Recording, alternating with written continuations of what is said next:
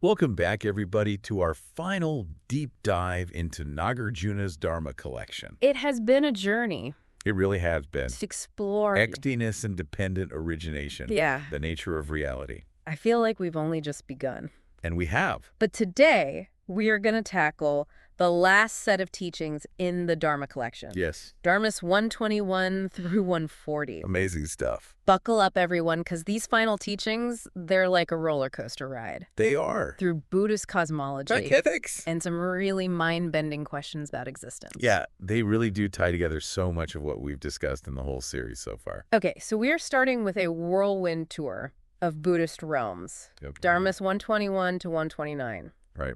They paint this incredibly vivid picture of where beings can end up. They do. And spoiler alert, Yeah, it's not all sunshine and rainbows. that's right. Nagarjuna doesn't shy away from the darker side of existence. No, he does not. He describes the 8 hot hells in detail Oh? and the 8 cold hells. Wow. And these are realms of intense suffering Yeah. brought about by negative karma. The names alone are enough to send shivers down your spine. They are quite evocative. We're talking the reviving hell. The black thread hell. Yikes. Yeah, Not where you want to end up. not really the desired destination. But you know what's really interesting to me What's that? is how all of these hells, and really this entire cosmological map that he lays out, it's meant to be both literal and symbolic. That's right. So it's not just about scaring people into being good. Exactly. It's a little bit more nuanced than that. These descriptions are meant to highlight the consequences of our actions, Okay. but also to illustrate the different states of mind that we can experience. Okay. For example, the fiery hells could represent the burning heat of anger and hatred, while the freezing cold hells could symbolize the isolating coldness of apathy and indifference. Whoa. That adds like a whole other layer to it. I know, it's really interesting. So as we climb out of these metaphorical or literal hells, where do we end up? We start our ascent through the lower realms, passing through vast mountain ranges Mountains and oceans. Oceans, all right. And I particularly like the description of the spirituous ocean. Spirituous ocean. Who wouldn't want to take a dip in that after escaping the Great Red Lotus hell? Right after the Great Red Lotus hell sounds very inviting. Exactly. Okay, but even after crossing those spirituous waters, we're not done with our journey yet, are we? Not quite. We then encounter the realms of the gods, We do. starting with the 6 gods of the sensual realms. These are gods who experience immense pleasure Pleasure, okay. and power. But Oh, as we discussed earlier in the series, even these seemingly blissful states can be a trap, A trap, oh no. leading to attachment Attachment, okay. and ultimately hindering our progress toward true liberation. So even being a god isn't all it's cracked up to be. It has its downsides. Reality check. Definitely. So where do we go from there? From the sensual gods, we ascend to the 18 gods of the form realms. Oh, even more. These beings have even more refined forms and experiences. Oh, wow. And then at the very pinnacle, Okay, the top. the 4 gods of the formless realms. Those sound pretty interesting. Tell me more about those. The formless gods dwell in realms of pure abstraction, like infinite space Okay. and infinite consciousness. I could barely wrap my mind around that. It's a tough one to conceptualize. But what's important to remember is that this entire cosmology isn't just about different physical locations. Right. It's a representation of the different states of mind Exactly. and levels of awareness that we can achieve. Through our actions and our practice. So it's like a spiritual roadmap, It is. showing us the potential paths we can take and the different destinations we might reach based on our choices. Precisely. And this brings us back to the ethical dimension, Yes. which is where Dharmas 130 to 132 come in. Right. Let's dive into the ethics of it all. Yeah, let's dive into it. Dharma 130 talks about 3 types of transgressions. 3 types of transgressions. Okay. And I think it's really important to understand what Nagarjuna means by transgression here. Okay. He's not talking about breaking arbitrary rules. Right. He's talking about actions that cause suffering, Okay. that lead us further away from liberation. So it's about the intention behind our actions and their impact. Absolutely. Okay. The first transgression is transgressing the truth, Okay. which basically means being dishonest, manipulating reality for our own gain. That one seems pretty straightforward. Yeah, that was pretty clear. What about the second type? transgressing the Dharma. This one's a little more nuanced. Okay. It's about acting in ways that contradict the teachings and principles of the Buddhist path. So teachings that aim to alleviate suffering, Exactly. promote well-being. Mm-hmm. So anything that creates harm, disharmony, or separation would fall under this category. Exactly. Right. Then we have the third type, which Nagarjuna calls non-transgression. Non-transgression. Now, this doesn't mean there are actions that are inherently good regardless of context. Okay. It's about cultivating a deep understanding of reality, a wisdom that allows us to act spontaneously and skillfully in any situation. So it's not about following a set of rules. Right. But about developing like a deep inner compass Yes, that guides our actions toward what's truly beneficial. precisely. Okay, I like that. And that brings us to Dharma 131. Okay. And the concept of great friendliness. Ah, great friendliness. I'm already sensing a connection here to non-transgression. You're right on the mark. Okay. Great friendliness is all about cultivating boundless compassion and kindness for all beings. Okay. It's the foundation for ethical action, the driving force behind non-transgression. So it's not just about avoiding harmful actions, Right. but about actively cultivating positive qualities, acting from a place of love and care. Exactly. I like that. And this leads us to Dharma 132, which outlines the 3 kinds of deeds. Okay, 3 kinds of deeds. These are those we experience in this life, Okay. those we experience in our next rebirth, and those that ripen even further down the line. So our actions have far-reaching consequences. They do. It's Yeah. a good thing to be mindful of. It's like throwing a pebble into a pond. Yeah. The ripples keep expanding outward long after the initial splash. What a perfect analogy. So every choice we make, every action we take sets in motion a chain of cause and effect Yes. that shapes not just our present, but also our future in this life and beyond. It's all connected. Okay, I'm definitely feeling a sense of responsibility here. Good. Every action matters. It does. So given that work, what can we do to ensure that our actions lead to positive outcomes? That's the million-dollar question, isn't it? To those favorable rebirths we talked about earlier, is there a secret formula? Well, there are no guarantees. Okay. But Dharma 133 offers some intriguing possibilities. Ooh, intriguing possibilities. I like that. It introduces the concept of 3 types of miracles. Miracles. All right, this might sound a little fantastical, All right. but stick with me. I'm all ears. Miracles always pique my interest. Right, good. What are these 3 types? First, we have the miracle of spiritual power. Miracle of spiritual power. This refers to the extraordinary abilities that can be developed through dedicated meditation and spiritual practice. So like levitating and walking through walls. Well, maybe not literally those things, although who knows. Okay. The text focuses on the potential of the human mind to transcend its ordinary limitations. Okay. I can get behind that. It's like we all have these untapped superpowers just waiting to be unleashed. I like that. What about the second type of miracle? The second is the miracle of mind reading. Mind reading. Oh. Now, before you get too excited, Okay. this isn't about literally reading minds in the way we usually imagine it. Oh, man. I was hoping to learn some telepathic skills today. Maybe another time. Okay. All right. But the text emphasizes a deep understanding of the workings of the mind, Hmm. both our own Okay. and others. Yeah. It's about developing a heightened sensitivity to thoughts, emotions, and intentions. So more like cultivating deep empathy and insight. Exactly. Okay. And finally, we have the miracle of instruction. Miracle of instruction. This one's all about the power of communication, Okay. the ability to convey profound truths in a way that truly resonates with others. The miracle of truly inspiring and transformative teaching. Precisely. We can all appreciate that, especially in a world overflowing with information. Absolutely. I feel like that's a miracle in itself these days. Sometimes it feels that way. And what all 3 types of miracles highlight is the potential for awakening that lies within us. I agree. They show us what's possible when we cultivate our minds Yes. and tap into our deeper potential. Exactly. But of course, that potential isn't always realized. Right. And that's where the concept of inopportune births comes in, as described in Dharma 134. Right. Those less than ideal rebirths. Yeah. I remember being surprised that even rebirth as a god could be considered inopportune. It is interesting, isn't it? It's Yeah. a reminder that clinging to any state of existence, Even one filled with pleasure and power, even those... can become an obstacle Yes. on the path to liberation. Exactly. So it's not just about where we're reborn, but about our attachment to that realm and how that impacts our spiritual progress. Precisely. The Dharma also lists rebirth with impaired faculties, Yes. wrong view, and a mind dominated by passion as inopportune births.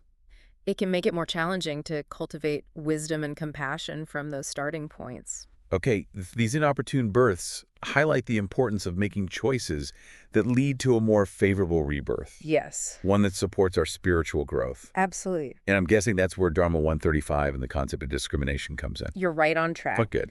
Discrimination in this context doesn't carry the negative connotations it often does today. Right. It's about developing the ability to clearly discern between what's skillful and unskillful, what's conducive to liberation, Okay. and what's not.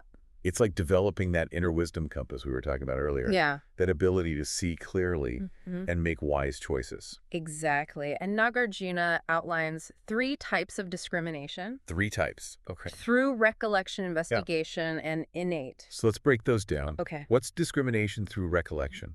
This is all about remembering and applying the teachings you've learned. Okay. Whether from the Dharma Collection, other texts, or from wise teachers. It's about accessing that inner library of wisdom in everyday situations to guide your actions. So it's not just about memorizing teachings, Right. but about integrating them into your life, Yeah. making them a living part of your being. Exactly. I like that. What about discrimination through investigation?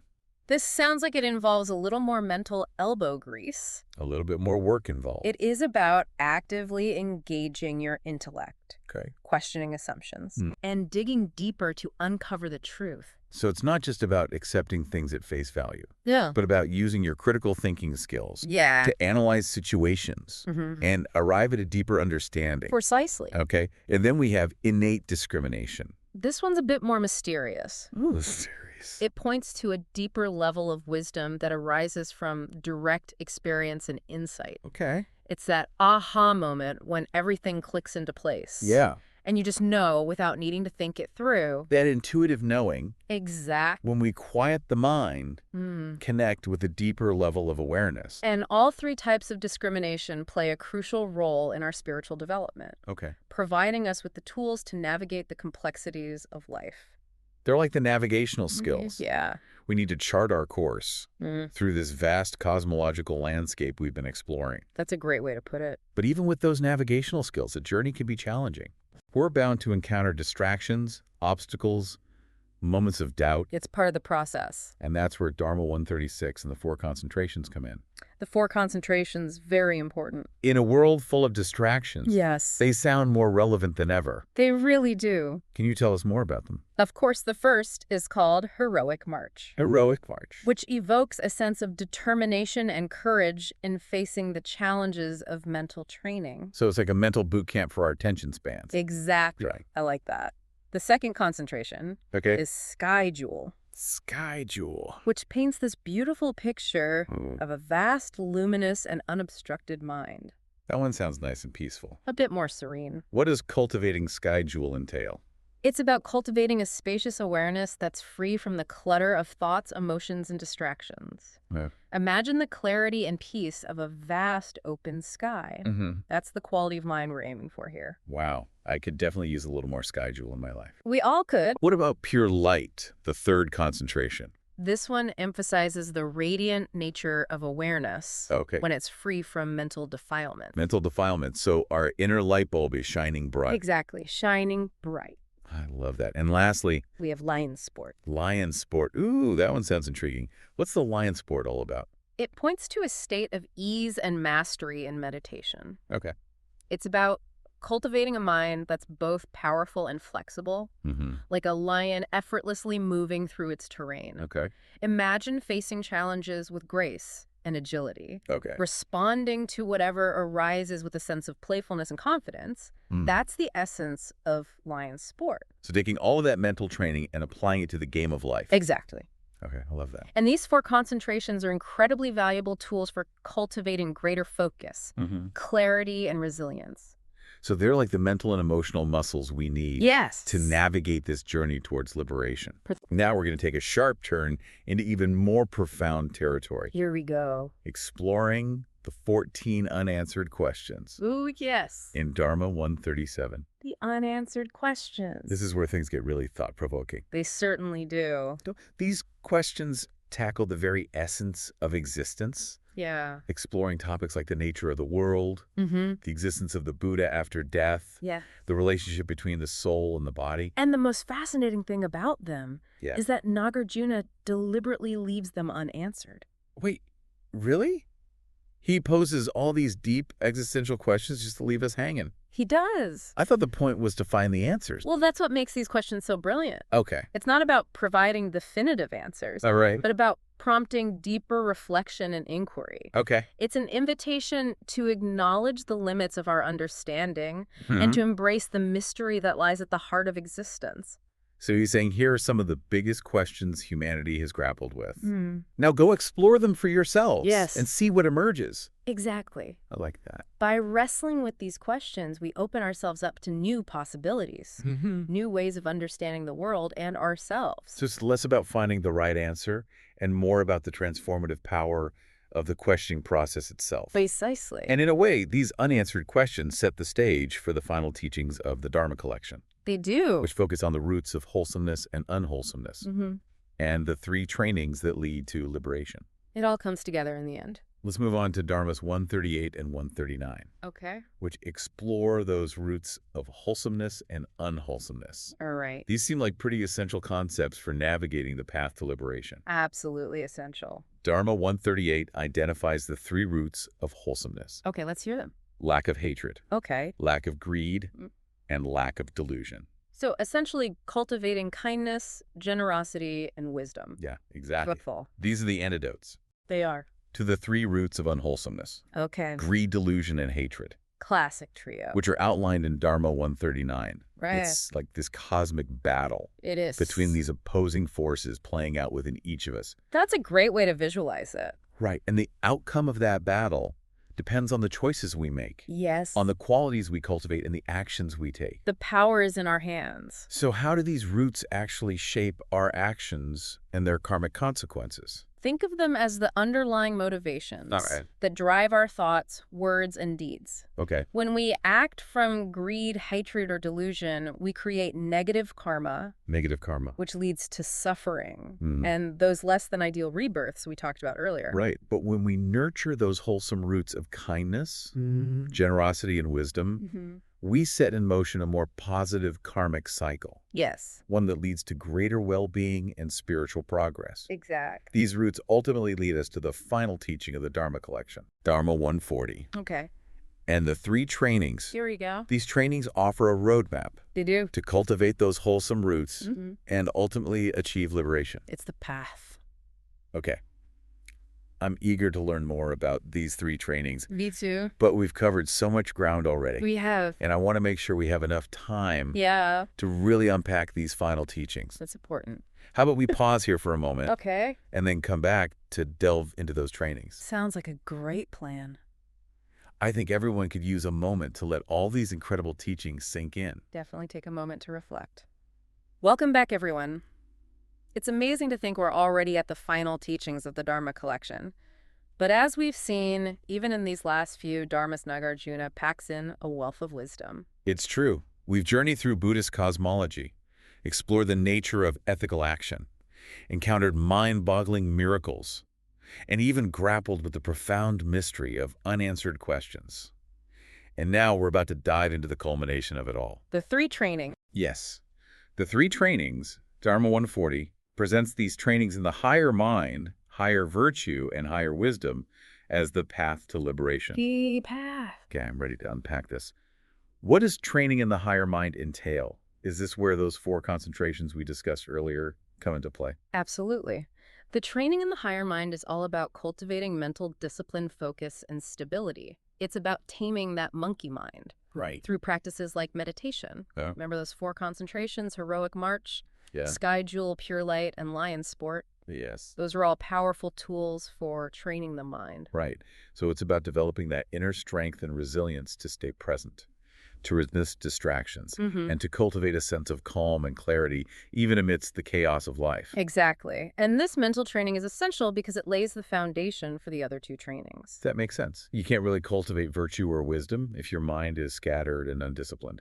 So tell me more about the training in higher virtue. What does that involve? This training focuses on ethical conduct. living in accordance with the Buddhist precepts, and cultivating wholesome qualities like kindness, compassion, generosity, and honesty. Yeah. It's about aligning our actions with our deepest values and aspiring to live in a way that benefits both ourselves and others. It sounds like it's about more than just following rules. Yes. It's about cultivating a genuinely good heart, a deep care for the well-being of all beings. You've hit the nail on the head. The training in higher virtue isn't about blindly adhering to a set of moral codes. It's about understanding the interconnectedness of all things. Okay. And recognizing that our actions have ripple effects. Right. When we act from a place of compassion and wisdom, we create positive karma that benefits not just ourselves, but the entire web of life. Wow, that's beautiful. Yeah. It's like our ethical actions become a gift to the world, a way of contributing to the collective well-being. A beautiful way to think about it. And that brings us to the final training. Training in higher wisdom. This one delves into the heart of Buddhist philosophy. Here we go. Okay, I'm ready to get philosophical. What does this training entail? It's about developing a deep understanding of the nature of reality. Concepts like emptiness, dependent origination, and impermanence. It's about seeing through the illusions that bind us to suffering and cultivating liberating insight.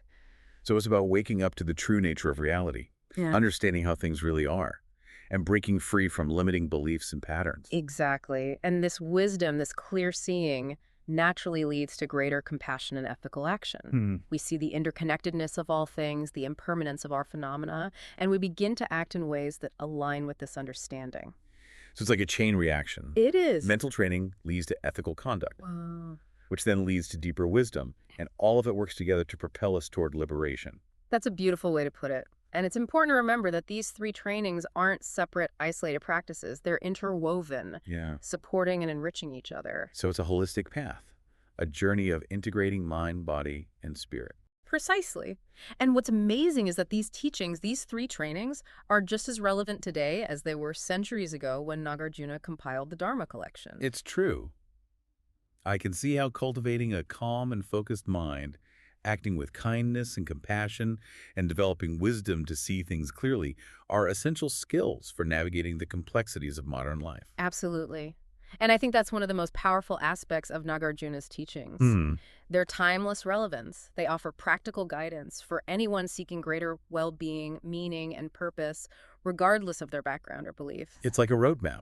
It is. To cultivate a more fulfilling life. Yes. One that's grounded in wisdom, compassion, and awareness. And that brings us to the end of our journey through the Dharma Collection. Wow, I can't believe it. We've covered so much ground.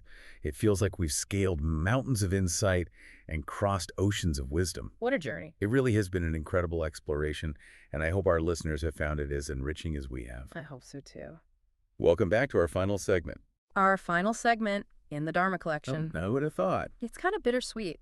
It is. As we wrap up this incredible journey through Nagarjuna's profound teachings, I'm curious what's swirling around in your mind, listener. What are you pondering? Yeah, what insights have you gleaned? What questions have emerged for you along the way? Yeah, we'd love to hear your reflections. Absolutely. And as we bring this series to a close, you know, I keep coming back to those 14 unanswered questions in Dharma 137. Yeah.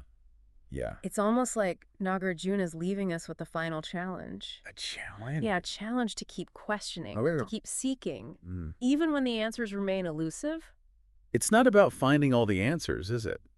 No, not necessarily. It's more It's not about about the journey. the process, exactly. And those unanswered questions aren't meant to leave us feeling lost or frustrated. No, not at all. They're an invitation to embrace the mystery of existence, to recognize the limits of our conceptual understanding, and to continue the journey of exploration with open hearts and curious minds. That's a beautiful way to put it. It's like he's saying, I've given you these tools, these teachings, these frameworks. Go out and play. And go out and apply them. Exactly. Your unique set of questions and experiences. And remember, the Dharma Collection isn't just an ancient text to be studied and analyzed. Yeah. It's a living body of wisdom meant to be embodied and lived. So as we conclude this final episode, Yes. we want to leave you with this invitation. An invitation. Take the teachings that resonated with you, the insights that sparked your curiosity, and weave them into the fabric of your daily life. Beautiful. Experiment with the three trainings. Yeah. Cultivate a calmer, more focused mind. Yes. Act with greater kindness and compassion. Absolutely. Seek wisdom in every experience. Allow these teachings to become a source of guidance, inspiration, and transformation Yeah? as you navigate the complexities of your own unique journey. We believe that the wisdom of the Dharma Collection has the power to not only change how we understand the world, but to fundamentally change how we live in it. Could not have said it better myself. Thank you for joining us Yes. on this incredible adventure Thank you. through the Dharma Collection. Until next time. We hope you'll keep diving deep with us Yes. as we explore other fascinating texts and philosophies. So many out there. Until then, may your journey be filled with wisdom, compassion, and a boundless spirit of discovery. Beautiful.